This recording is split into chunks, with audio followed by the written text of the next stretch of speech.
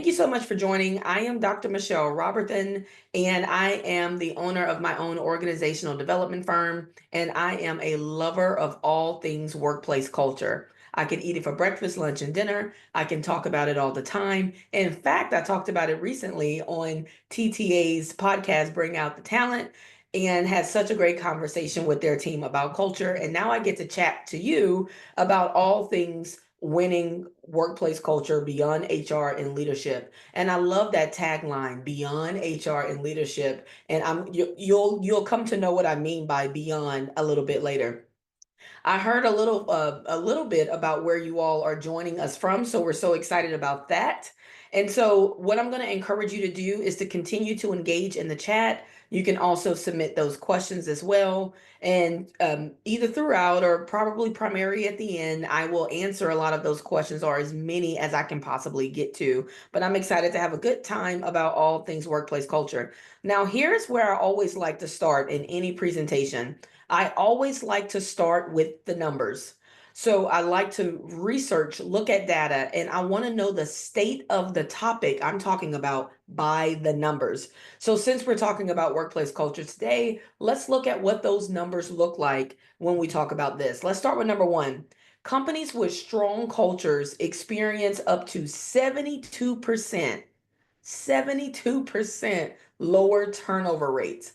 So, of course, when we're thinking about turnover, we're thinking about employee retention. So, the lower the turnover percentage, the better, right? So, we want to maintain a low turnover rate. And we find that when a company has a really good culture, and we're going to define that in just a moment, there are employees who are less likely to leave. They are excited about being there. They're excited about building relationships, managing those relationships. They probably are being led well. They're being engaged. They might even be positively challenged by some of the things that's happening in their organization. And that's a good thing when the culture is strong. Let's look at another one here from Gallup. Organizations with engaged employees see a 23% higher profitability compared to those with disengaged employees. A while back, I went to some conference session. This was years ago. And one of the breakout sessions was titled The Working Dead, not The Walking Dead, The Working Dead. I thought that was so clever. So that was a way to describe disengaged employees. They are the working dead. A physical human body does show up there. Maybe they're just going through the motions. They're saying hello, they're saying goodbye, they're greeting people, they're doing the things, but they're not engaged. And there is a difference. Another really good friend of mine has a saying that she uses, and she calls disengaged employees retired on the job. So these are employees who are buying time, just ready to retire, ready to say the jig is up, and I get to go home and do whatever it is I want to do. None of those are good for the profitability of an organization. If you are on this call and you are a CEO, a senior leader, an executive leader, you cannot afford to have disengaged employees. Your profits will tank with disengaged employees. They are the kind of the light bulb to customers wanting to come and engage, employees wanting to come and engage. Because what if I believe in your mission and vision, but I really cannot stand the team that I work on? What if I really believe in your mission and vision, but I'm struggling because there is some negative person or influence who is bringing the culture or the vibe down in the workplace? So engagement is a big deal. Engagement helps with profits. Happy people attract happy prospects. Happy people attract happy customers and all the things. I want you to think about it like this. When I ask people, name a place that has really good customer service.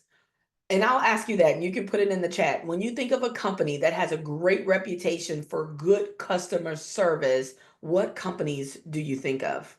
And I'm going to pop my chat open so that I can see it.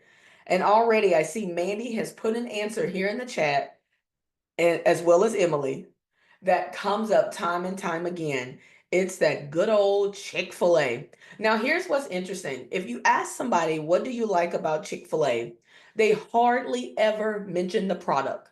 You never hear someone salivate over waffle fries or crispy chicken or Michelle, that bun on my chicken sandwich is just so good. That might be true, but they don't lead with that. You know what they lead with? The service from the staff, and the service impacts profitability. And tell me this in the chat. What is the famous phrase that people say at Chick-fil-A that you tend to go crazy for? There it is, Mandy. Look at that. It's my pleasure. And I tell people, man, you don't hear that from every chicken fast food restaurant. And they have competition. They are not the only place that sells or serves chicken. But just those words, my pleasure. It's my pleasure. They don't even say thank you. My pleasure. Your food's always hot. Yes, the product is good, but even just having engaged employees outwardly visible to customers increases their profitability. Now we want to go. We look forward to Monday through Saturday. We want to be in that line, and it's always long. That line is always long, right? It will hold up traffic in just about any city I visit, but the line is going to stay long. People will wait for it because they know that the product is good, but they know that the people are better. Did you hear what I said there? The product is good, but the people are better because the people appear to be engaged, and engaged increases profitability. Let's look at the third one here when we think about workplace culture by the numbers. Employees in positive workplaces report being 31% more productive and experience a 37% increase in sales. So when I look at the previous statistic, I notice that if I'm engaged, then my profitability can increase, but also, if I'm engaged, I'm more productive. That's so good. Busy and productive are not the same thing. Productive is effective, it's impactful, it's mission driven, it's moving the needle forward on something in an organization. And that's what I love. A really good engaged employee is an alert employee. They are aware of what's going on. They know what the business objectives are, the goals are, why their department exists, why their role in their department exists, and they're locked in, focused on, and believe in the mission of that organization. So, not a large number there, not a large number, 31%. But I love that there is a percentage there of people who are more productive because the environment in which they work in is good. That means they might be working with healthy teams, a healthy leader, clear mission, they're having performance reviews, someone's giving them feedback. That's a positive workplace. And when the workplace feels like that, you're going to see an uptick in productivity. Let's look at our final one here. Nearly 50% of employees would leave their current job for a position at a company with a better culture, even if it meant a pay cut. Oh my goodness. Nearly 50% of people will say adios to their current role if it's a toxic, unhealthy, negative, disengaged environment, even if it meant taking a pay cut. That's huge. And they're talking about the environment. And in a moment, we'll talk about all the elements that contribute to the environment. But this statistic is my favorite because it's the most alarming to me.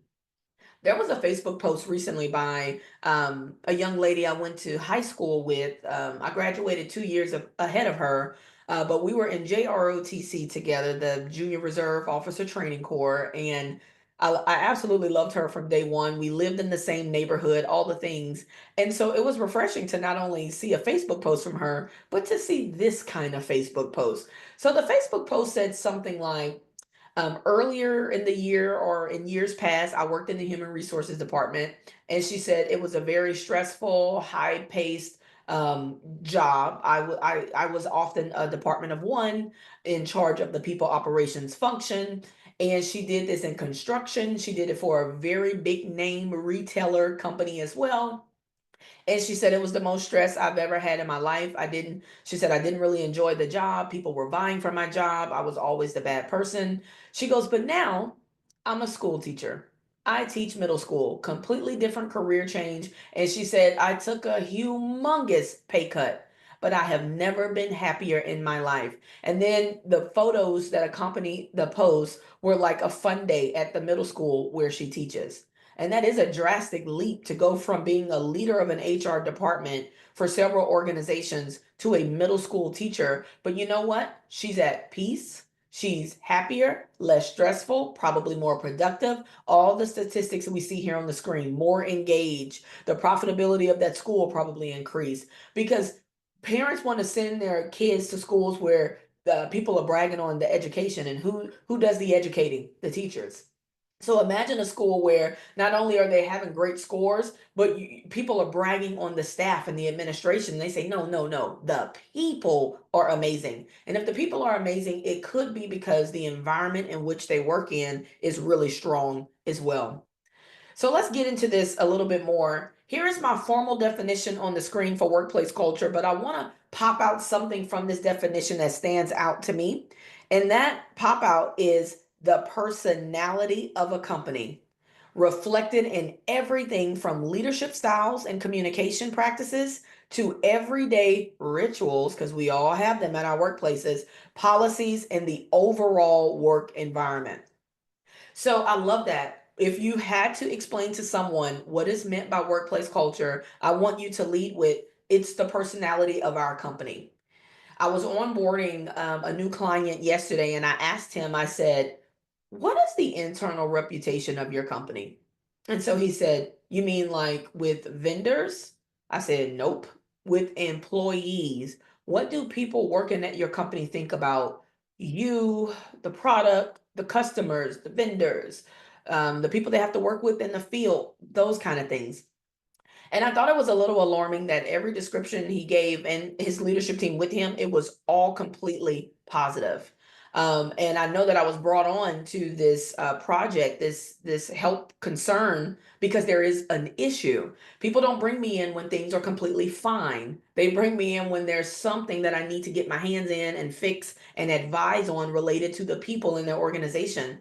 So the more I had to dig a little bit, I tell people I have to get underneath what they're telling me, and everything's not great. There was so many issues that came up, but I thought what was interesting, he was forthcoming, of course, about the issues, but he didn't know how to properly describe workplace culture. And here's what I tell people: workplace culture cannot be described by the CEO. It's not that it's wrong, it's incomplete. They have one perception of the culture, but it's not in totality. It doesn't encompass everybody who works there. As a CEO, you don't know what it's like to be on the receiving end of communication from you. You don't email yourself. So, do people typically shake in their boots when you send an email? Are they nervous when you come around? Are they relaxed? Is there reverence? Is there no reverence? Do they fear you? Do they love you? Do they revere you? Is there respect for you? What is it like when you're not around? When there's no leader and I'm left with the team? What's that like? So I think absolutely a CEO can describe their workplace culture, but that cannot be the sole definition perception that is describing the entire experience everybody in an organization is having. Impossible. So it's incomplete. The most holistic description of your workplace culture is going to come from everybody within the culture, from the janitor to the most entry level person to senior leader, mid-level leaders. Their experience in the culture is what's going to be paramount. And you take all those collective experiences, and that is how you describe the workplace culture. Something I want you to consider when you're thinking about defining the personality of your organization. I want you to think about if you have various job sites or geographical locations at your company. How they describe the culture is very interesting too. At one point in my career, I was a VP running a talent development department at a bank. We had 40 plus branches in 3 states here in the South. And so that's 40 branches, employees at all those branches. I worked out the corporate office. I was an enterprise leader for a talent development. And I often wanted to know what the experience was for employees in a rural area of our state. So I'm in Louisiana.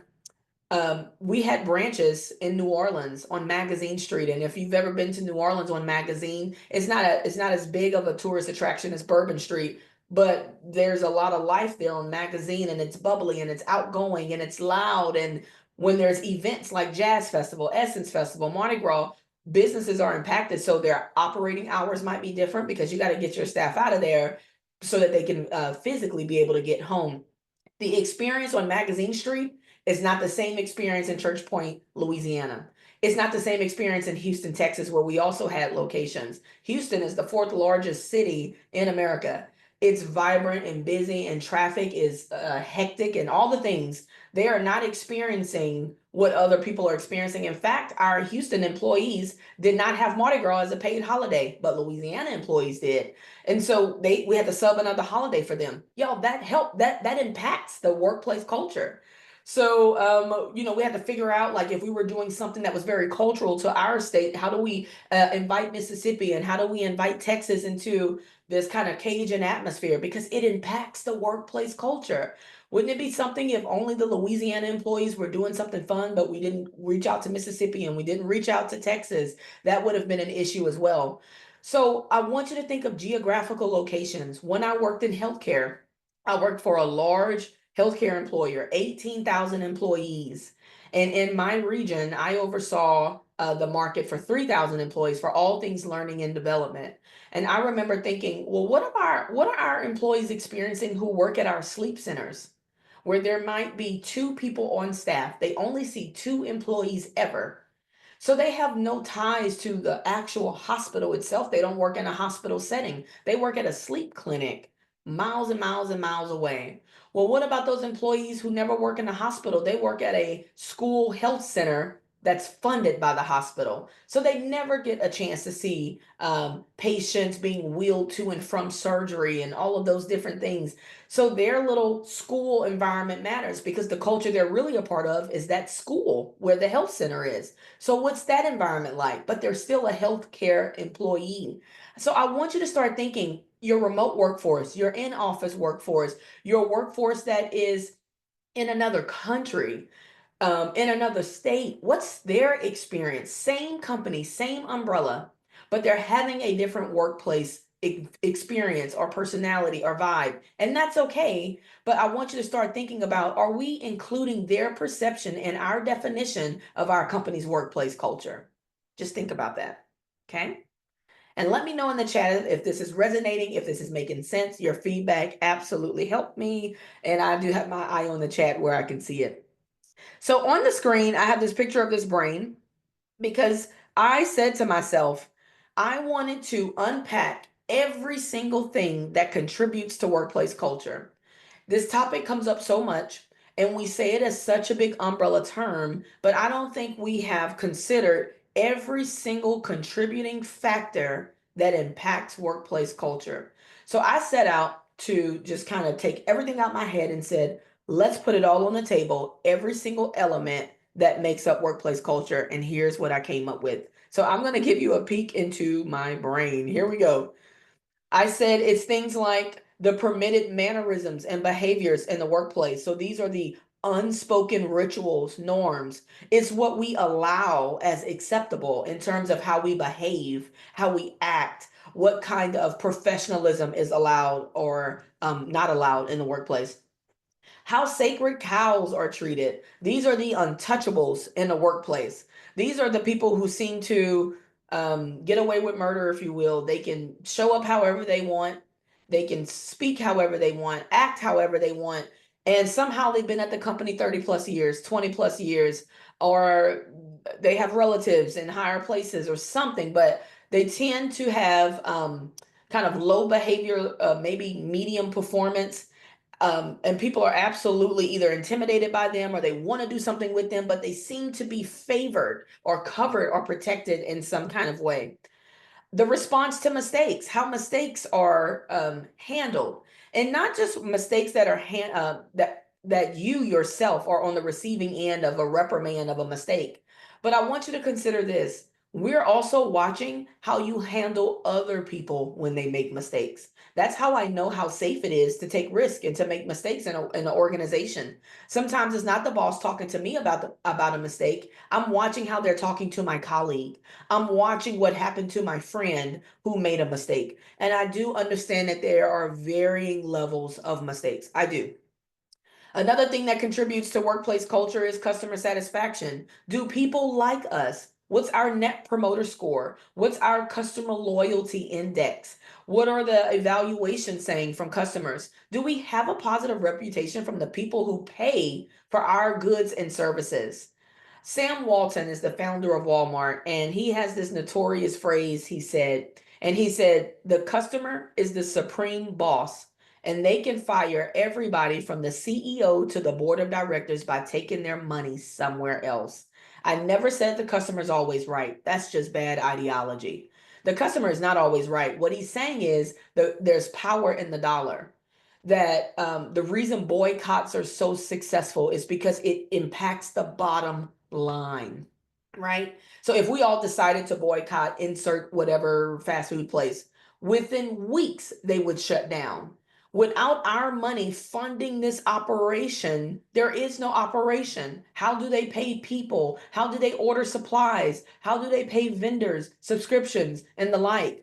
Boy, there's power in the dollar. The customers keep the lights on for us. So how satisfied are they with us? And I think about things that we do in terms of or comments that we make in terms of certain retailers. There are certain retailers that you and I know very well that people have a very positive outlook on. And then there's certain retailers that if I said a name, which I won't, everybody would go, ugh, hate shopping there. Oh, it's a drag. Yo, that's the culture of the workplace that we have experienced as customers, right? So customer satisfaction absolutely contributes to workplace culture. Let's see what else. The quality of your employees' performance. Think about that. Not their behavior. We've talked about that already. Now this is outcomes. This is kind of achievements, things that they are achieving in your workplace. Is it high quality, or do we get the job done for the sake of getting the job done? Are we checking boxes, or are we making impact?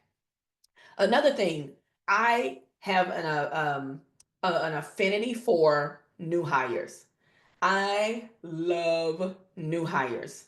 They are not tainted by any workplace stories or offenses.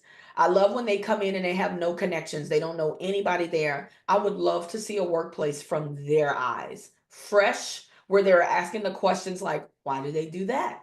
Oh, what's the deal with that person? They didn't seem super friendly. Oh, she explained things very well. Ah, he was very nice in the break room.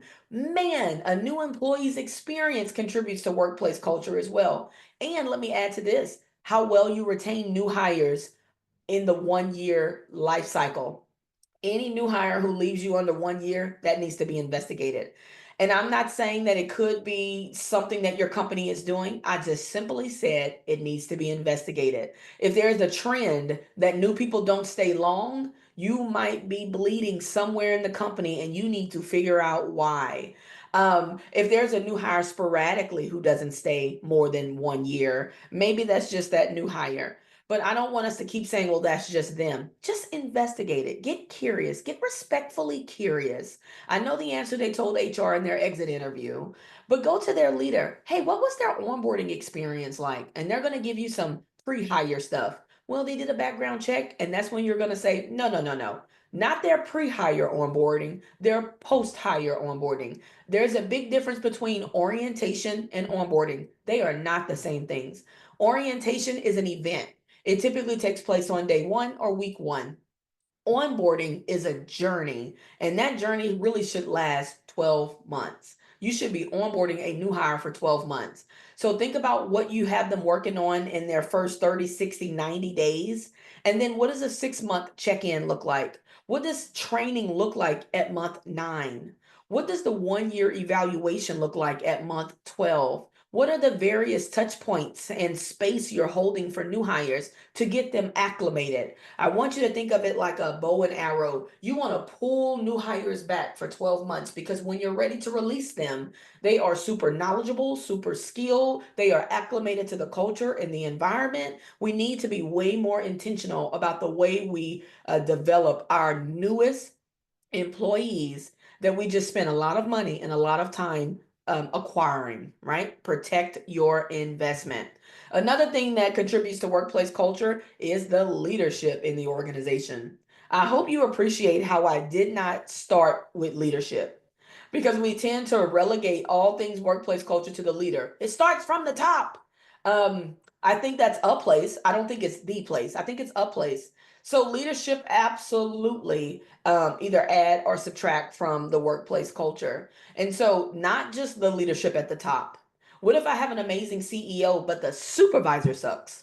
That matters. I can't blame the CEO for that. The entry level supervisor you put over the team, you know, the one who used to be on the team, but we've promoted them and we didn't train them, we didn't equip them. We just assumed because they were good in sales that they would be a good sales leader.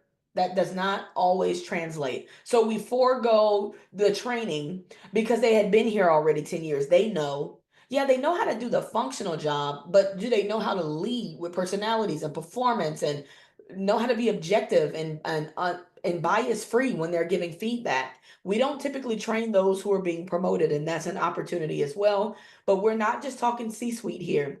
Leadership at every level in an organization matters. And so going a little quicker here with some of these because it will fill the screen with all the things that make up workplace culture. Work-life balance, your DEI initiatives, are they performative? Or are they impactful? Are we putting out these anti-racism statements for the sake of doing something, or are we doing really good inclusive work internally? What about equity work? What about pay equity? Have we looked at what everyone in our organization is being paid? Are there any outliers? Anybody too high or too little? Do we get everybody up to speed on that in an equitable way? Are we being inclusive, not just with our new hires, but with veterans, with different genders, with different age groups? We don't talk enough about age diversity. So what are our initiatives like? What about our employee resource groups? What's the latest with them? Are they just merely performative, or are they having meaningful conversations? Do new hires feel more included? What about my tenured employees? Do they feel more included and not forgotten about? How we talk to one another. What's the acceptable type of professionalism in the way that we talk to one another? That is contributing to our workplace culture. I love this one that's on the screen at the bottom here. The generations in the workplace. I typically decline a lot of presentations or requests for presentations on generations in the workplace because what people are wanting me to do is pretty much bash the youngest group in the workplace. And I'm not going to do that. It's not productive.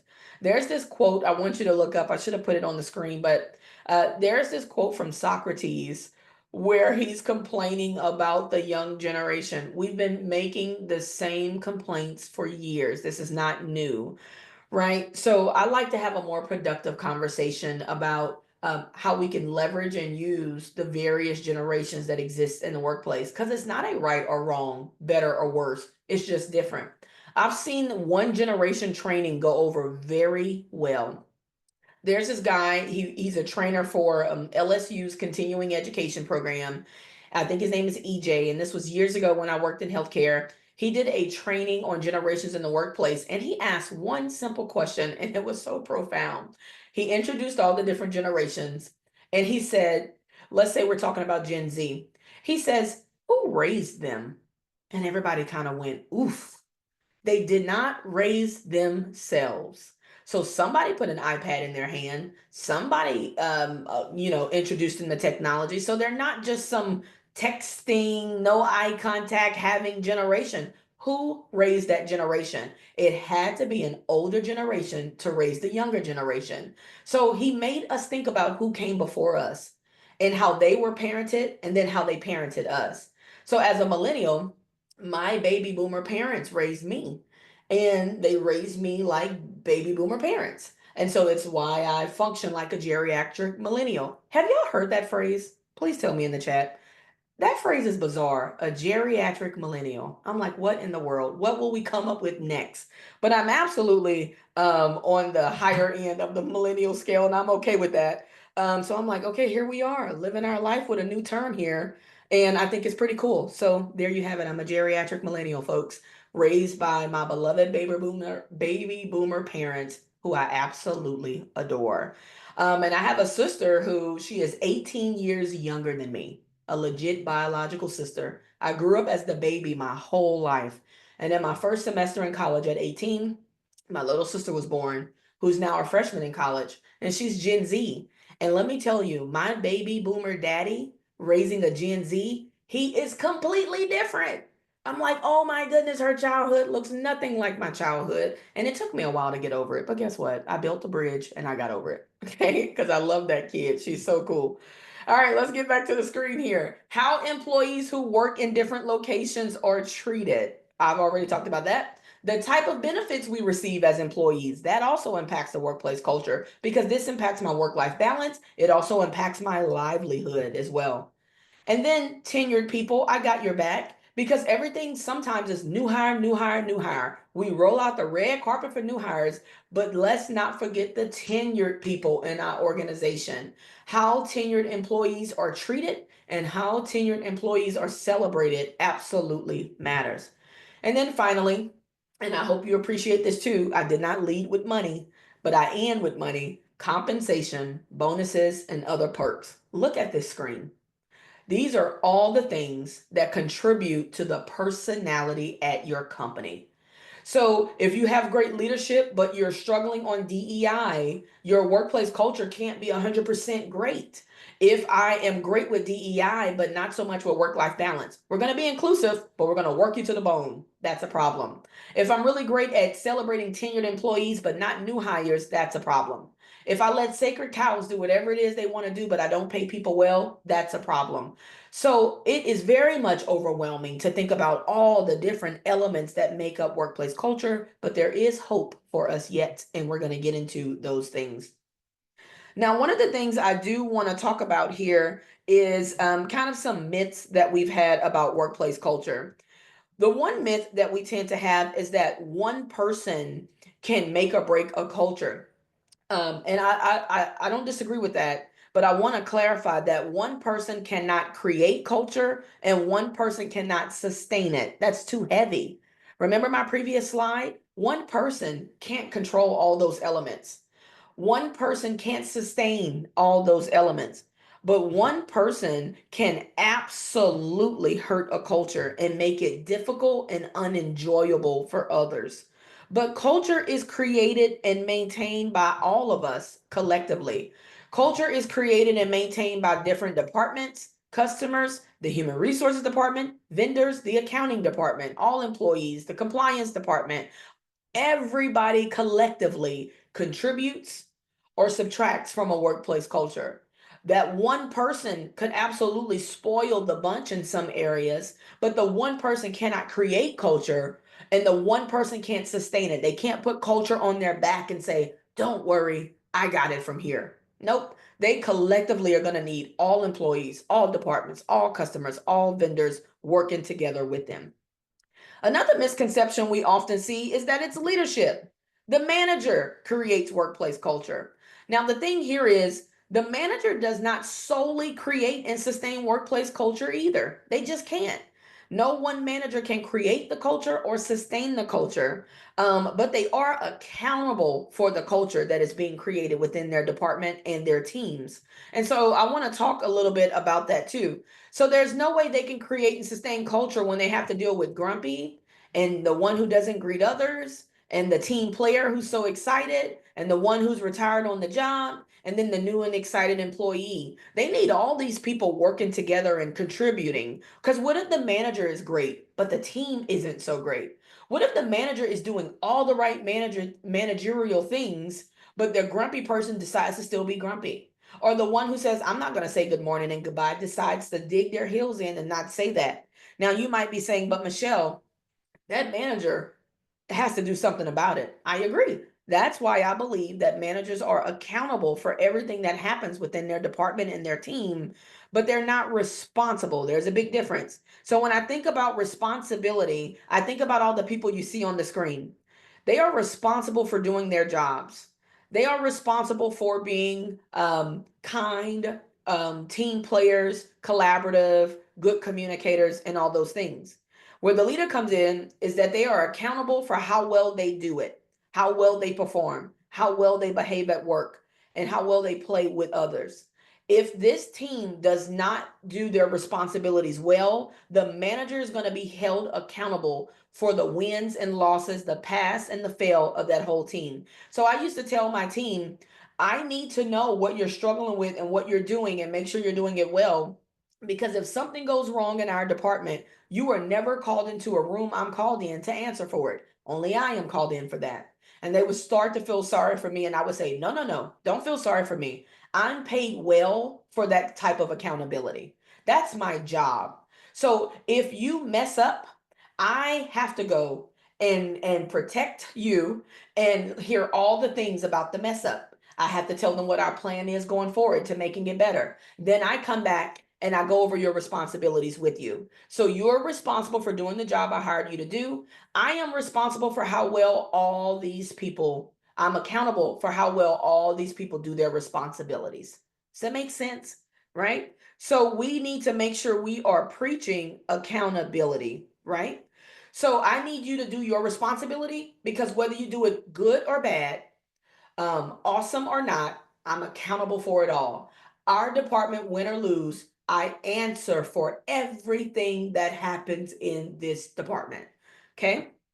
So that's a heavy burden to bear in the leadership role. But that's just the way that it is. And I got to be honest with you, I always found it strange in sports that the coach is always fired when the players don't perform well. So we've seen this before. We have seen coaches get fired when the team doesn't win games, when the teams don't do well. But I get it. They are accountable for it. They are accountable, win or lose, pass or fail, good performance. And think about a coach. So I told you I'm here in Louisiana. We just fired Dennis Allen with the New Orleans Saints. And let me tell you, I got on Facebook and all of the posts was like, hallelujah, that's so great. Woo, we're losing games.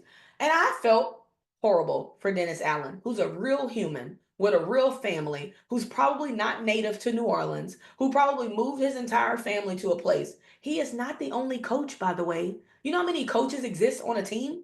This guy is the head coach, sure. He is hoping that every coach is a good coach. He's hoping that every player listens. He's hoping that every player does what he asks them to do when they're in the huddle, because he can't ever go on the field. He can't ever put the jersey on and play the game. All he can do is advise and give feedback. Advise and give feedback. But that's the responsibility of a leader. I'm accountable for it all. No one in the general manager's office ever gets fired. The coach does. The coach has to uproot their whole livelihood and go because I didn't do a great job. And I always just found that so strange, because they might fire players at the end of the season, maybe in mid-season if it's bad. But man, the coach has such a huge responsibility. Now, where we might accept that in sports, we're least likely to accept that in the workplace. We are more likely to get rid of an excited new hire who challenges the status quo than the leader who doesn't lead them well, than the sacred cow who can show up any way that they want. But somebody who's bucking the system or going against the norm is off with their heads. We don't hold leaders as accountable as we do coaches in sports playing a game. Whereas in the workplace, this is about a product or service that's probably a livelihood kind of thing. It's for some of you are producing things at your companies that are absolutely essential to everyday life. But we don't hold leaders as accountable as we do coaches. So that's something that I'd love to see turned on its head at some point. I'm okay with coaches being held accountable because I get it. They have a lot riding on their shoulders, and they're hoping that all the leaders under their leadership is doing a good job and all the players are doing a good job. We expect the same thing in the workplace. Okay. And thirdly, another misconception I see about workplace culture is that people blame or expect the HR department to create and sustain the culture. But that is impossible. The human resources department is not everywhere all at once to do that. They can't be the only one implementing and expecting governance. They cannot be the only ones implementing and expecting compliance, ethics, engagement, people operations best practices. They are expecting leaders at all levels to do the same things for employees who actually comply. They're going to need the support of executives, senior leaders, department leaders, supervisors, and all employees. They cannot be the only ethics driven, governance driven, compliance driven, engagement driven, people driven department or function in your workplace. Imagine the role of human resources. They don't even interview for most positions in your workplace. Yes, they might post a job, but the hiring manager in some other department interviews. So they don't even know who you're hiring. All they're hoping is the training we gave you about how to properly hire is going to stick. All they're hoping is, man, I hope they're being bias conscious, not unconscious, bias conscious. I hope that they're being equitable. And then think about orientation. Yeah, human resources might put on the new hire orientation, Remember, orientation is an event that typically happens on day one or week one. You know what they're hoping after that? That you, as a department leader, have curated some sort of learning journey for that employee to keep them informed and engaged. They can't be everywhere all at once. They need the help of everyone. So let's get into some solutions here. So I've defined workplace culture. I've told you all the things that contribute to workplace culture and three big myths about who is responsible for creating and sustaining workplace culture. So the second half of our presentation here that's going to take us to the end is I'm going to go over the five biggest, most egregious, impactful negative contributions to a workplace culture. And then I'm going to give you some solutions for every single one of those things. Okay. Let's start with the first one. Poor leadership is absolutely number one. And notice what I put in parentheses. Poor leadership anywhere in an organization, because I want to stop us from saying it's the top, it's the top, it's the top. That's true. It's just incomplete. It's the top, and it's the supervisor, manager, director, senior director, assistant vice president, senior vice president, and the like. It's anybody in leadership is impacting workplace cultures everywhere. A lack of recognition and appreciation is absolutely impactful to a workplace culture. Another negative contribution would be a toxic coworker. I love that this one made the list because we put everything on the leader, but we don't talk often about our peers who absolutely contribute to a negative work environment or could contribute to a negative work environment. I hope you knew that communication was going to make the list. Everyone talks about communication. I love that it's still so relevant. It will always be relevant. It is how we as humans talk to one another. So poor communication is a negative contribution. And then the final one is a lack of growth and a lack of development in a workplace. I will tell you, looking at this list, numbers 1 and 5 are one of the top reasons new hires leave under 1 year. I didn't feel I wasn't trained, so I didn't feel adequate or competent, and I wasn't being led very well. So let's go through some solutions here for each of those areas. So here's some solutions for strong leadership. If we know poor leadership is a negative contribution, let's talk about what strong leadership looks like. The very first thing I want to give you as a solution here is all about priorities. When I'm doing a time management training, and that's open to all levels of employees, one of the things I tell them is you make a list of what you believe is important and always check those priorities with your boss. Always go to your boss and say, hey, happy Monday. Here is my focus for the week. I would like to focus on these 5 things.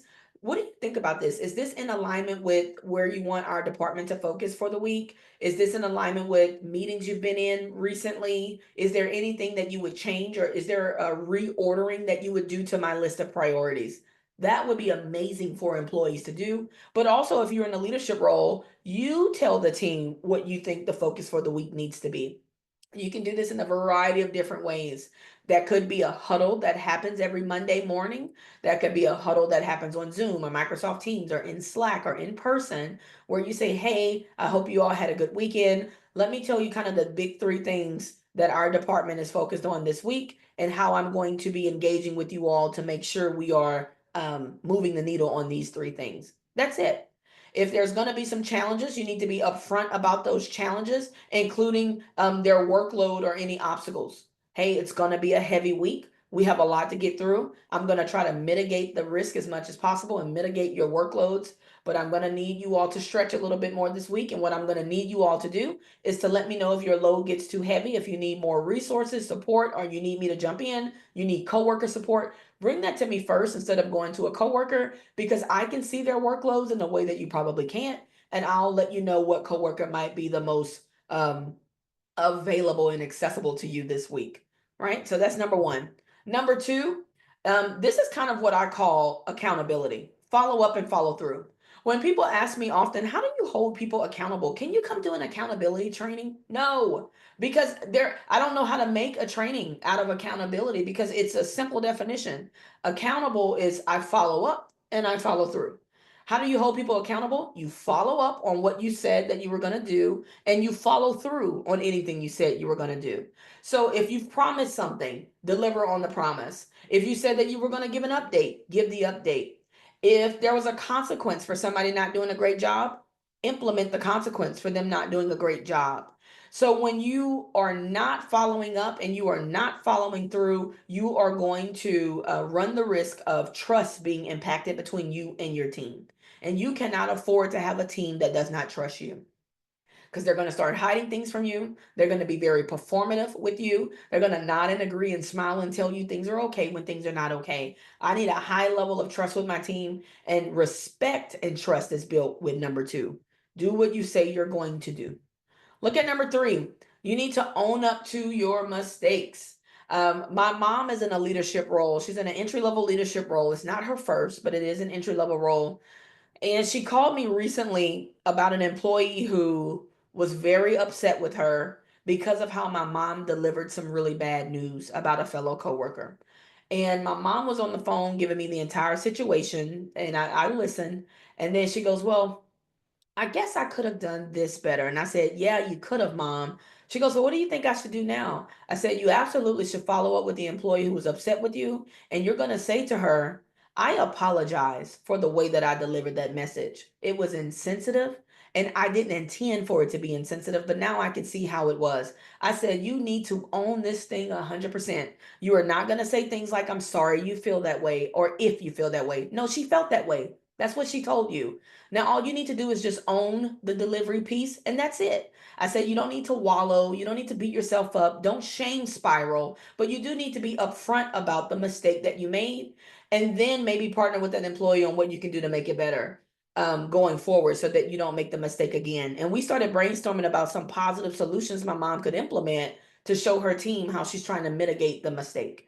But she was very receptive, and I know that had to be a little intimidating to my mom to have to reach out to the employee who was already off for the day. But my mom wanted to reach out to her to apologize. And I made sure to celebrate that and say, "I'm so proud of you, Mom," because I know that it's absolutely awful to own up to mistakes sometimes, especially when they feel uncomfortable, right? Blame shifting destroys morale. Just own it. You don't have to wallow and live there, but you do need to say, "Hey, my bad. That's on me. I could have done that better." You know how many times I've had to apologize to my team? And it paints me as human when I do it. That I'm not some leader striving for perfection who has no feelings and expect them to just work, work, work, work, work. No, I'm a human, and I acknowledge that the way I showed up out of stress was disrespectful to you all. The way that I responded to you because I'm drowning at work, that's not cool. Please forgive me. That's it. That's what owning a mistake sounds like. And number four, you need to provide clear reasons for decisions. No more are we in the era of "because I said so," "because I'm the boss." We know you're the boss. You don't have to remind us of that every single time I question why something has to be done or why we have to do that. What if my why is not a challenge to you? What if it's just a way for me to gain clarity and to make sure I understand the task before me? So, transparency is good. Share what you're able to share. And when you're sharing, please make sure you're not sharing in a way that sounds like an us versus them. The executives in your workplace are absolutely going to cringe if the way that you deliver messages to your department is, "Well, they want us to do this, so I got to do it. Well, they making us do this new thing." You're a leader in the organization. They expect you to be a teammate. So if there's something you disagree with a decision that is coming above your head, go get clarity first. I would often tell the C-suite, "You have to sell me because I can't sell them." And they'll know that I'm not sold. So let me ask all the questions I need to ask and poke all the holes I need to poke, because I'm going to be your biggest advocate, but I got to understand it. Because when I understand it, now I sell it in excitement. "Hey team, they got this new initiative coming down the pipeline. It is going to be a lot of work, but don't you fret. I'm going to come up with a phased out plan for our department to make this easy. But generally, we need this at the hospital. It is good for patients, it is good for our staff, and our team get to be a part of how this looks like. We get to do this work. We get to have some influence in this decision." That sounds much better than, "We got to do this. They're making us do this." You've just made an enemy out of the top leadership of the organization. Let's not do that. Okay. Thank you for that amen, Emily. I love a good amen. Okay. Very good. All right. Let's move on to solution number 2, rewards and recognition, which is a big deal. Let me give you 4 solutions that's going to help you with rewards and recognition. Number 1, I need you to start looking for the unseen things. I want you to think about people who don't have highly visible roles. I'm not asking you to spend money on that. I just want you to go find them, look at them. What are they doing? What is some thankless work that goes unnoticed? That you being in a leadership role or even just a coworker, you might be on this call and you're not in a leadership role. I'm not just talking to leaders. A fellow coworker saying to somebody who doesn't have a highly visible role, I see you, I appreciate you. Hey, good job on that work, on that presentation. Man, it makes a big difference. A while back when I told you I was working in healthcare, I won one of the employee awards. It was the highest award an employee could win. And with this award, you are able to invite family and friends to a reception to celebrate you at the hospital. And my mom came, and friends and family, everybody came, and it was very fun. And at the end, somebody gave us some meal tickets to eat in the cafeteria. So I told my mom, hey, let's go eat in the cafeteria. And as we were walking to the cafeteria, I stopped to speak to several different people with 7 different types of uniforms on. And by the time we reached the cafeteria, my mom said, wow, you speak to everybody. I said, I do, Mom. She goes, I love that about you. She says, you dignify the janitors, you dignify the people who are checking patients in, the IT people, the maintenance people, doctors who've passed in the hall, nurses who've passed in the hall.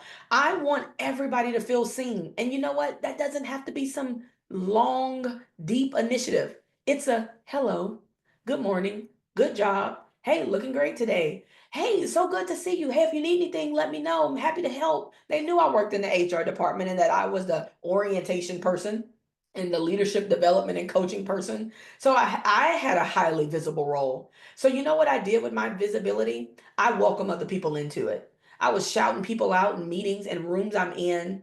I was motivating and uplifting their unseen efforts. Sometimes the way that I would do the unseen stuff is to sit with a coworker who had no visibility and said, walk me through some of the things you work on because I know you do some really good stuff, but I want to understand your role a little bit better. It's me pulling my office chair up next to him or her and saying, tell me about what's in your world. And in meetings, it's shouting them out. It's saying, you do such a great job when you talk to the volunteers. I love that. So I want you to start seeing the unseen. They're not always looking for gift cards and a certificate. They're looking for acknowledgement a lot of the times. Look at number 2. We have to stop with generic praise.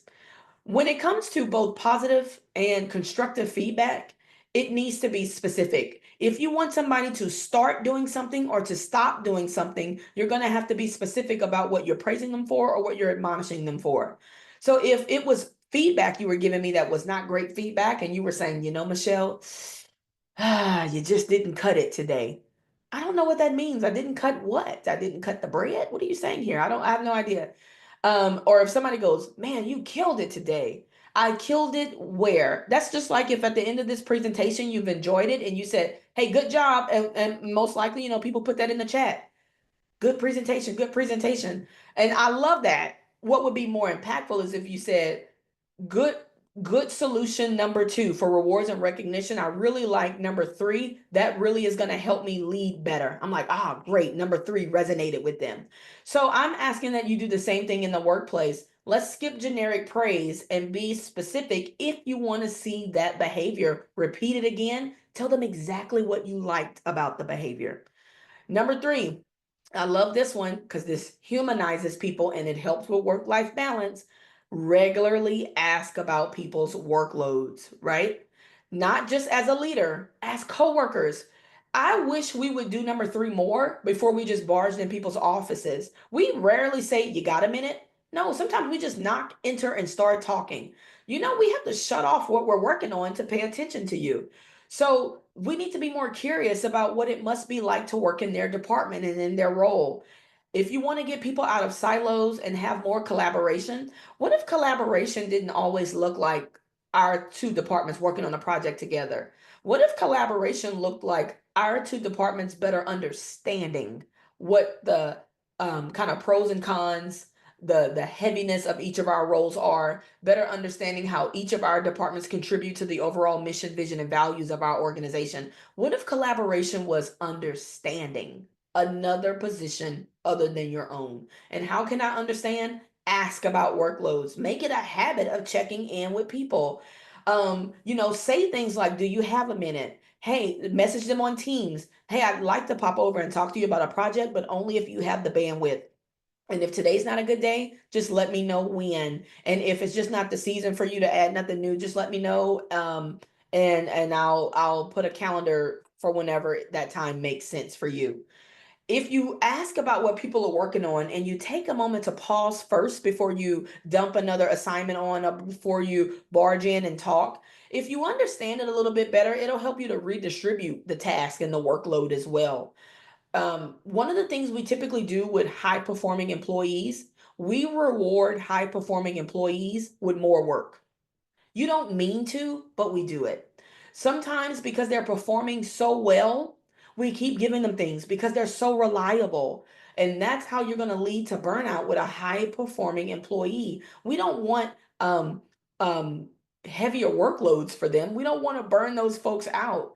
There was an employee who worked for me. She was a training coordinator, lowest paid person on my team as a coordinator. And I valued her more than the trainers on the team, the ones who had high visibility. She was not a seen role, but she was my right hand. And I overutilized her as a coordinator.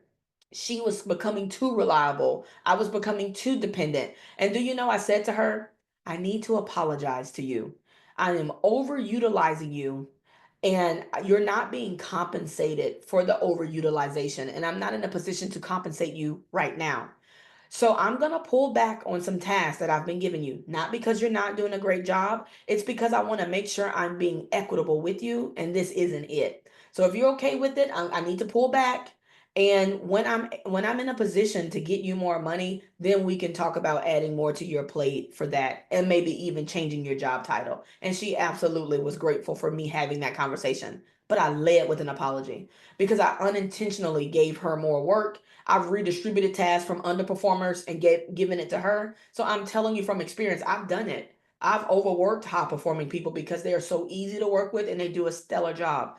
But I also realized when she was getting burnt out and her schedule was just as hectic as mine, and I was the VP, I said, "Oh man, I gotta do something different here because she's functioning like a director on my team, and I'm not paying her like one." Okay. Number four, you need to celebrate wins immediately. If you are a recovering perfectionist like me, then you absolutely want to wait on the right time and for things to be perfect to celebrate someone's great success. But I want to challenge you to ask yourself, what can I do in the interim? While I'm preparing for the fun big to do to celebrate them, what kind of acknowledgement can I give them right now to say, I see you, I thank you, I appreciate you? Those kind of things go a long way for rewarding and recognizing. So everything you're seeing on this screen is free. You don't have to spend money to do any of these four things on the screen. Okay? Number three, if you're working with a toxic coworker, here are some solutions here. The first one is you need to address gossip and negativity on the spot. Now, I'm going to be frank here, and I'm going to tell you it's going to be hard for you to address gossip that you are participating in. Oof. I know that's tough, but you cannot be somebody who's trying to address gossip, but also turning your ear to it as well. The power of rumors is something else. The power you have to stop a rumor is so easy. When someone brings something to you that's unpleasant, you can't stop them from talking to you, but you can absolutely stop the spread of it. What if when somebody brought a rumor to you, it died with you? What if when somebody said something ugly about another coworker, you didn't repeat it? You didn't chuckle at the joke. Let's let people sit in their awkwardness of their negative comment, and let's stop placating by the laugh because we're intimidated. Say nothing. Maybe you look away. Maybe you kind of excuse yourself from the conversation if you're not able to address it head on.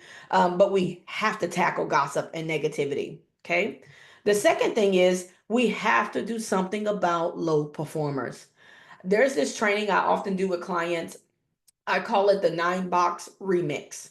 You might be familiar with the 9-box model, and if you Google 9-box model, you'll see it as a succession planning tool, and it measures two things: performance and potential. In my remix version, I don't look at potential because I'm not a psychic. I don't know the potential. I look at what I can see right now, and that is behavior and performance. So on the Y axis, I'm looking at behavior, and on the X axis, I'm looking at performance. And let me tell you, low performers, no matter what their behavior is, they're problematic. Somebody who has high behavior, they are a good culture fit, they're bubbly, but their performance is low, they can't do good work to save their life. That's a problem employee. You know why you wouldn't let them go? Because you like them. He's kind. She's sweet. She organizes all the potlucks, but she does not do great work. And I'm not saying that the answer is termination, but I do think the answer is you need to address low performers in a very direct and private manner. You don't have to oust them, you don't have to be unkind to them, but you do need to be direct and specific. What about their performance? In what area is their performance not great? I will also say on the other spectrum too, a high performing employee with low behavior is a problem. This means that this employee is getting you results, but people absolutely hate working with them. They are high quality, but boy, they're horrible at relationships. You are afraid to let that person go as well because they're getting you results. So I would say low behavior and low performance is absolutely problematic, but you have to say something. Stop redistributing the workload to compensate for the low performer because you're either afraid of them or because you like them or because they've been there for forever and they have all this knowledge. Train someone else so that you don't feel so stuck with them knowing all the things. Number three, if there ever is going to be an enforcement of a consequence, it needs to be done often, and it needs to be done fairly. People are watching how coworkers and employees are being treated. So the same standard needs to apply. If there's a penalty for being late to work, that penalty needs to apply to everybody, unless your handbook says leaders are exempt. The C-suite is exempt from this standard. If I see something like that in writing, I get it. But if it's not, we are expecting that employees at all levels are held to the same standard if they make the same or similar mistake. Okay. So that inconsistency absolutely will damage trust. Number four, actively model respectful communication. We are watching not only what you say, but how you say it. That how you say it is 38% of a communication. 38%. Sometimes people don't have an issue with what you're saying to them. They don't like the delivery of your content. So is it condescending? Is it disruptive? Are you interrupting? What's your body language like? I know that stuff sounds cheesy, but it's so true. Communication is one of my favorite topics to train on and advise on. And I love to talk about Professor Albert Morabian's communication breakdown model.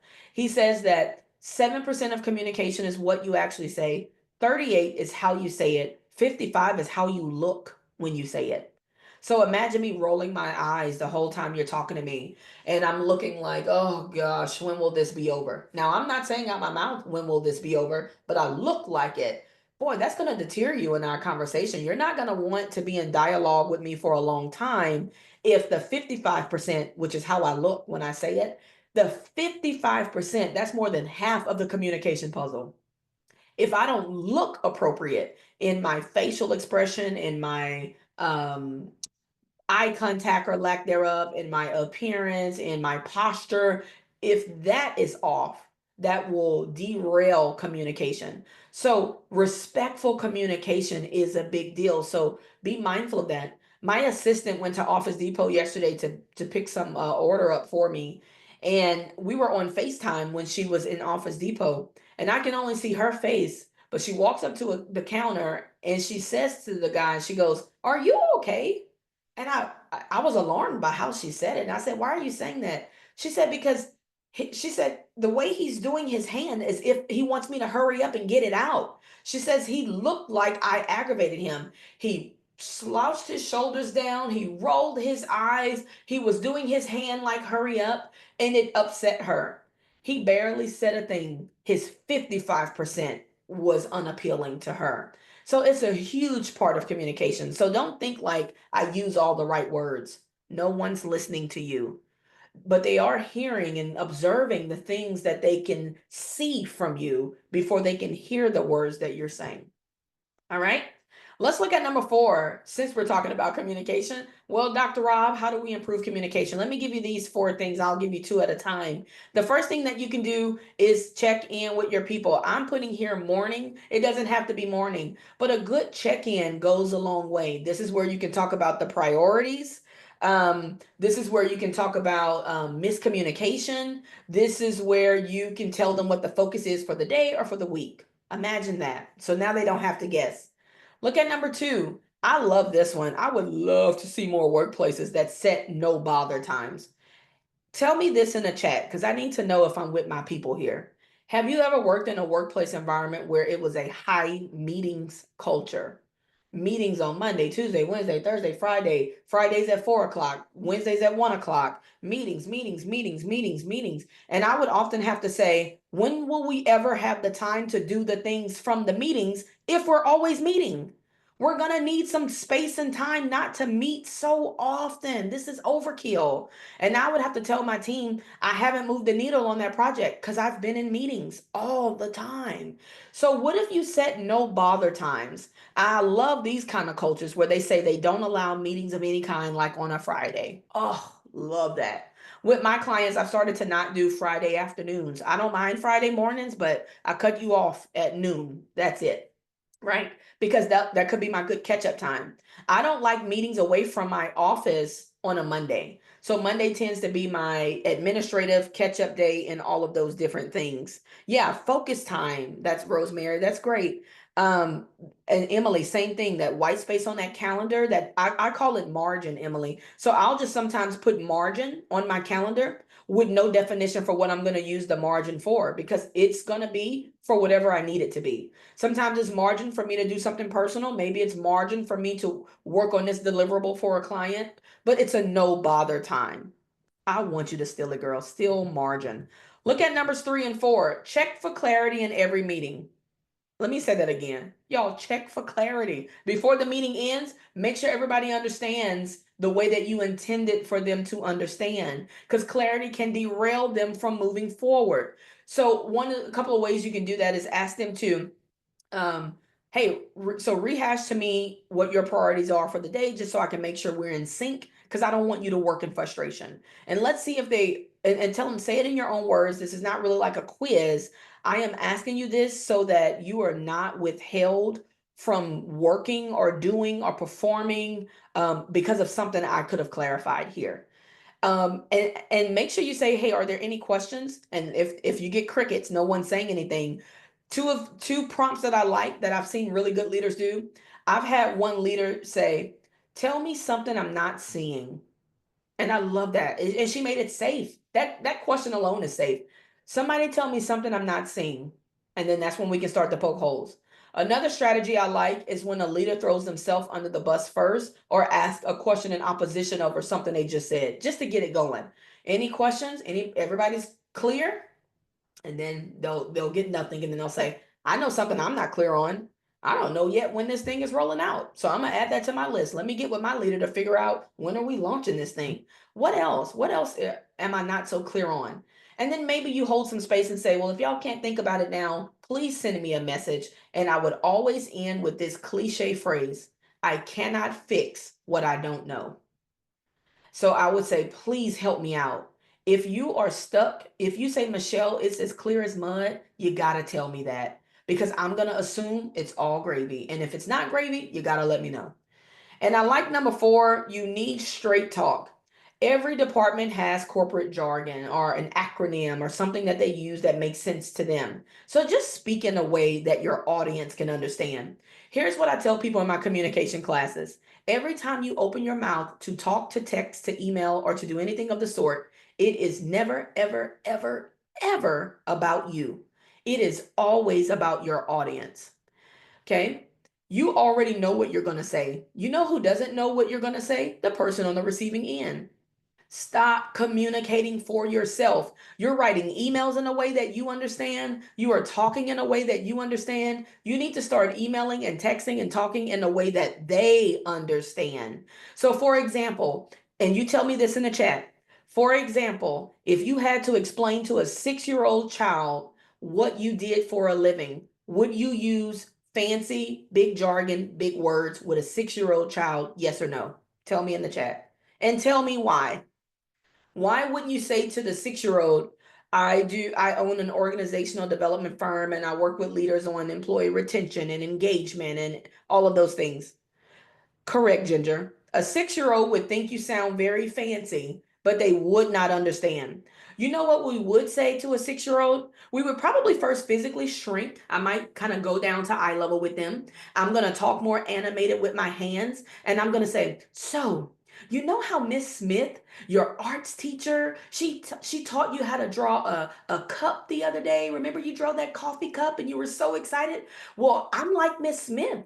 I teach adults how to do things too, because guess what? We never stop learning. So I'm a teacher. I teach adults. That's the most I would tell a 6-year-old. When they get in 6th grade, I change my content. When they become a senior, I change my words. When they are adult, then I'm going to use very fancy words. I might even say andragogy. They're going to say, "What's that?" I'm going to say, "That's an adult learning principle. I'm studying in andragogy." But I'm not going to use words like that with a 6-year-old because I'm aware of who my audience member is. So you have to speak in a way, and I mean everywhere in the workplace. It is not dumbing it down. That is such a disrespectful phrase. They're not dumber than you because they understand differently than you. I judge their understanding on how well you can communicate. It's not on them, it's on you. So this is why everybody who has some knowledge doesn't make a good teacher. Just because you know how to do it doesn't mean you know how to teach other people how to do it, because that's an art and a skill, and it requires a lot of grace and a lot of patience and a lot of communicating in a way that your audience can understand.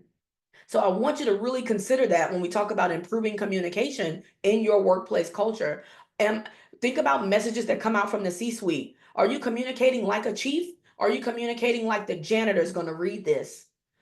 Communicate so that every level, use plain language as much as you can, because the goal is not to be impressive. The goal is to be impactful.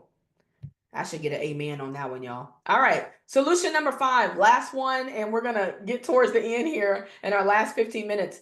Remember, learning and development. A lack of learning and development was one of those negative contributions to a workplace. So let me give you some solutions to support growth without overpromising. Number 1, you need to offer as much micro learning opportunities as possible. And so this doesn't have to be expensive to do a micro learning opportunity. Something that I was doing with my team, anytime I went to a conference or I attended a webinar like this one and there was a resource, I would share that in our shared drive. So in our shared department drive, I created a folder called Learning Library. And you double clicked in the Learning Library folder, and then there was a gazillion folders all by topic: time management, e-learning, instructional design, facilitation, team building, employee engagement, new hires. And in those folders, everybody was encouraged to drop resources there that they gleaned from some event or that they curated themselves. That would be considered micro learning.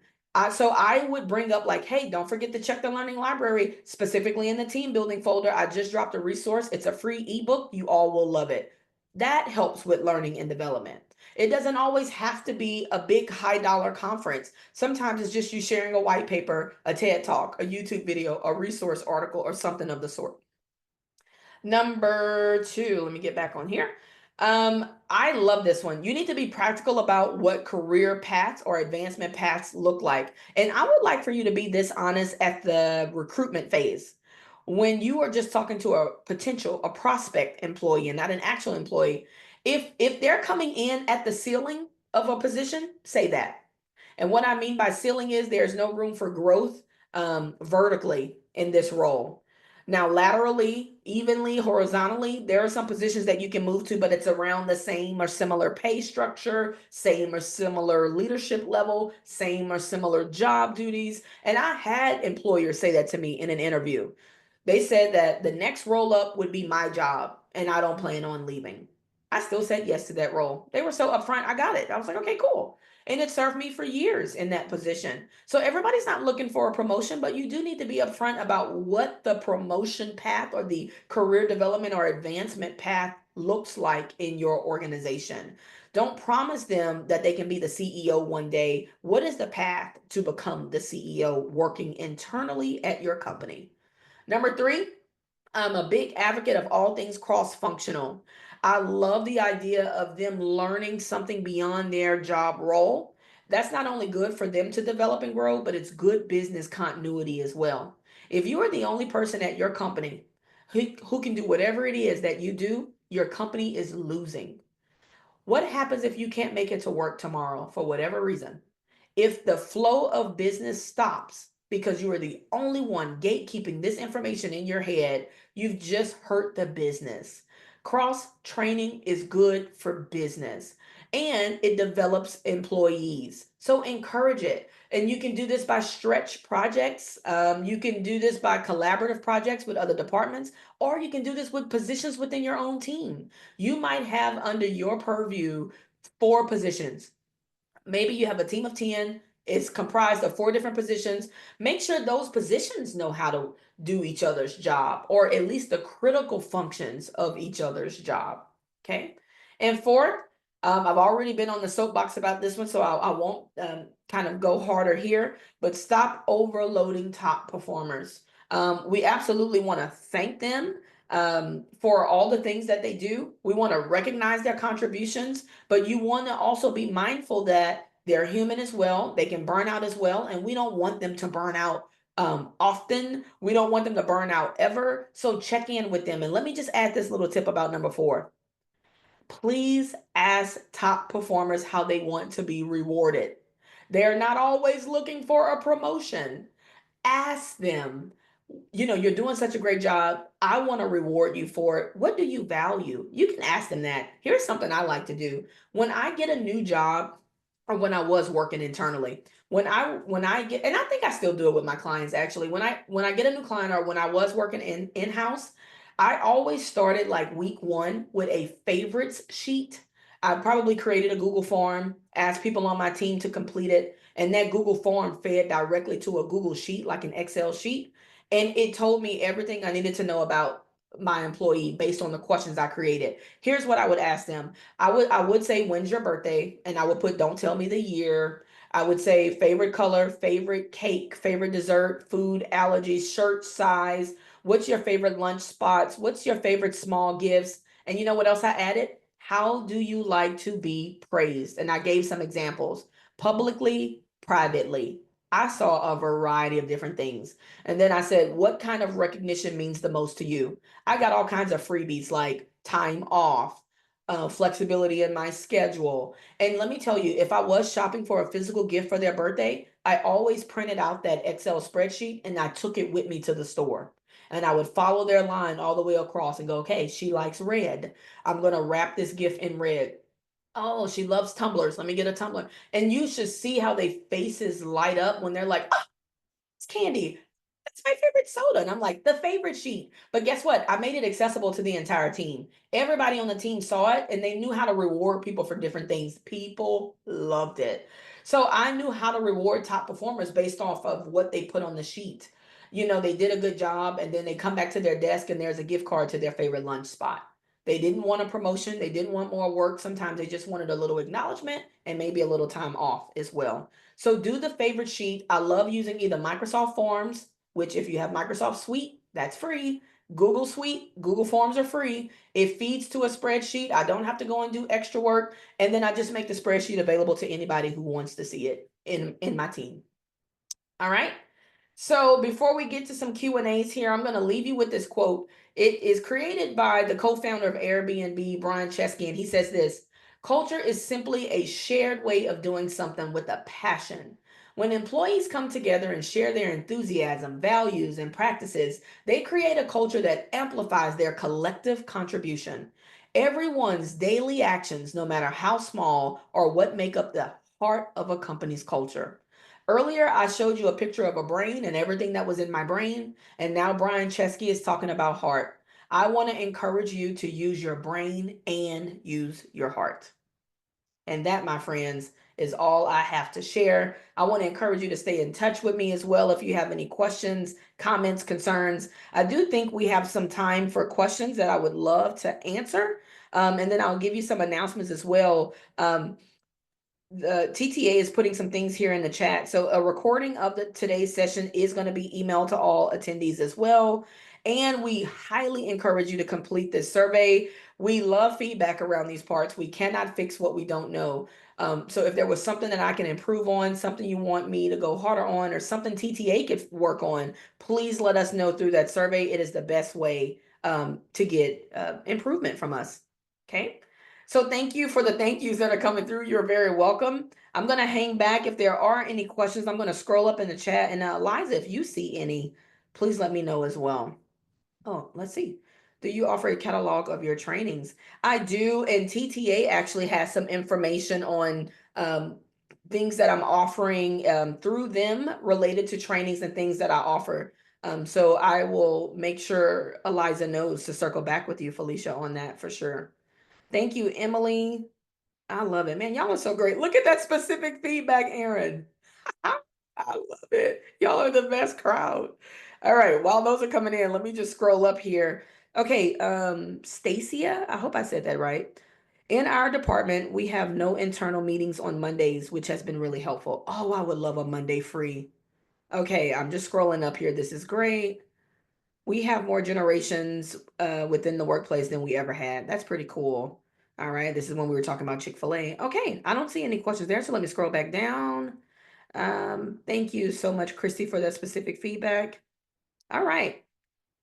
9-box remix to address performance. Can't wait to bring this idea. Oh, Ashley, I love that you love it. That's right. Behavior and performance. And I still like the original 9-box design, which is performance and potential. I think that is great for succession planning. But if I was going to use it for performance management, I want to look at performance and behavior. So I love that you love it. Okay. All right. So we have a question here. Let's see. So the question here is, how do we talk to fellow HR teammates that are part of the problem within our culture? All right, let me look at that again. How do we talk to our fellow teammates? There's a couple of things that we can do here. If there is a teammate that is a part of some problem, I would first ask you, how safe do you feel with this teammate? And let me stop sharing my screen here. So I would ask, how safe do you feel with this teammate in terms of communicating hard things to them? I literally just saw an Instagram reel that said, if you don't have the compassion, the patience, or the empathy to say hard things well, then you should withhold saying hard things. So I would add to that, and the safety. If I don't have the safety or the trust yet built in with them to say hard things, then I might say to myself, does this need to be said? Number one, does it need to be said right now? And does it need to be said by me? Because you might be experiencing this problematic behavior with this coworker, but what if you're not the best person to talk to them about it? So if you do feel safe enough, then great. You can maybe try to broach the conversation with them about it in increments and not a laundry list of things. If there is somebody else who have their ear, who they listen to, who you feel safe enough with, I would try to kind of petition them in a very objective, I am not trying to be negative kind of way. I'm having some concerns. I don't yet feel safe enough with him or her to bring it up. What advice do you have for me on approaching them? So I would start with trust and psychological safety first. I would leverage anybody else who might have a better relationship with them, if not. But then I would also kind of question, does it need to be said by me right now? Do I need to go to a leader even and maybe say, can you address this at our next company meeting or something of the sort? Okay, let me scroll up here. All right, this is so good. Let me keep scrolling down. Okay. I'm looking to do some surveys. Oh, that's so great. I love this. Oh, learning library. Love that you love that. Add all the resources there. That way, if people can't go to conferences, they don't feel so left out or like there's one person who's going to the conference getting all the development. Nope, I'm bringing the development back and it's open to everybody. Oh, I love it. Yes, connect with me on LinkedIn. I live on LinkedIn. I love it. And I talk like this and share a lot of tips on LinkedIn as well too. Okay. Suggestions for when you are the employee who is potentially being overutilized. Oof. I am being compensated as a multi-site director, but I'm having a hard time with overload. Yeah, you're gonna need to have a conversation with the person or people who's doing the overloading. Some tips that I like is you should always know what your priorities are that you're working on. Always know your priorities so that you can communicate them when they feel like they're being competed against. So someone comes with a new request and you say, hey, I can entertain that request, but these are the 5 things I'm focusing on. Has anything shifted in the focus on these 5 things? Because if I add that request and I got to take something else off this list, which of these things would you like me to remove from this list so that I don't get burnt out? And I want you to start using language like so that I don't get burnt out, so that this does not become heavy. Because these are trigger words that people are hypersensitive to in the workplace. So when they hear the B word, oh, burnt out, okay, what do you need? What can you do? Sometimes you need to communicate that I'm at capacity or I'm at bandwidth because I'm working on these things. So what would you like me to adjust in these priorities? Okay. All right, I'm getting some feedback here. How can I be like you when I grow up? Oh, that's so fun. We're already best friends. I feel it. I like your vibe. We're besties. Suggestions for managing up. Oh, I love managing up. It's one of my favorite topics I train on. Your boss is the problem, or on whatever level. Managing up is so good. I absolutely believe you can lead your leader. So spoiler alert, I do believe that you can lead your leader. Um, I the way that I manage up, especially initially, is I ask the leader things like, what are your expectations? What's your typical email response time? What do you expect from me? How do you work? I'm going to ask them a lot of questions. How do you like to receive feedback? If I am stuck or if I am challenged, what is the best way for me to communicate that to you in a way that you can understand? Um, and then I'll share a little bit about me too. Hey, here's how feedback works best for me. Here is how I like to be rewarded and recognized. I Here's what my capacity typically is for working in terms of not overdoing it or burning out. It's having a preliminary conversation about preferences, about work styles. And if there's something my leader's doing that's disrupting that, I would have a check-in pop in with them too to just say, hey, you got a minute? I want to talk a little bit about where I'm stuck and where I think you might be able to help me. See, that sounds different from, can I talk to you about how you're holding me up? Can I talk to you about how you're causing me pain? So instead, you want to say something like, I think you'll be able to support me in this, but I want to be able to say to you some things that I'm struggling with that I think you can help me out with. So it's having the conversation, not only about preferences, but about hangups as well. How do you handle emotional responses from our team when it's impeding performance and progress? I would have so many questions here. What emotion, and I know we're about to run out of time here, but I would ask like kind of what emotional response, like what do you mean emotional responses? And I would be clear to the team about how their emotional responses are impeding progress or impeding performance. And I will let them know I hear you. I just want to make sure we're also productive with this as well. So sometimes maybe there's 2 separate meetings. There's a meeting to deal with the emotion they're having behind a change or an initiative, holding space for that. And the only outcome of that meeting is for them to vent, to talk, and all of the things. And then let them know and say, listen, I wanted to hold space. Thank y'all so much for being candid, for sharing, for bringing your full self to work and for how you're feeling about this. The next time we meet, we will have to move the needle on this change initiative, on this task. So you're going to notice at our next meeting that I probably won't ask so much about how you feel versus what our plan is because we just held space for it. And if y'all need additional space, additional support, you need to reach out to me one-on-one for that. But I have a lot of more questions about that. And then finally, last one here, suggestions for managing very tenured employees that continually challenge change and are super influential within the company. I love a good challenge. And with these kind of employees, I would try to figure out why they continually challenge change.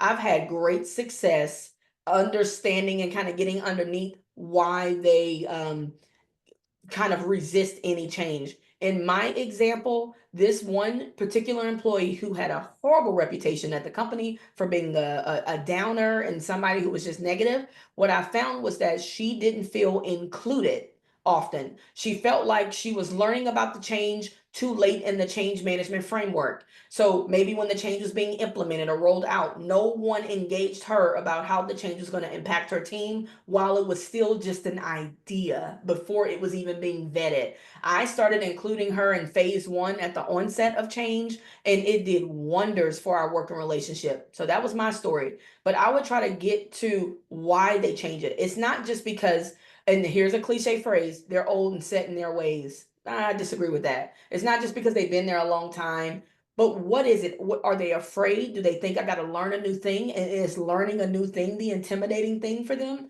Because if so, I could work with them on that. I can reassure them that there's going to be training. So try to get underneath what's at the root of their fear. All right, my friends, I am 2 minutes over, so I have to let you go. Please complete the survey, connect with me on LinkedIn, reach out to TTA if you want more of me, more of workplace culture, or anything else that I offer, and stay in touch. Thank you all so much and have a good day. I appreciate you all.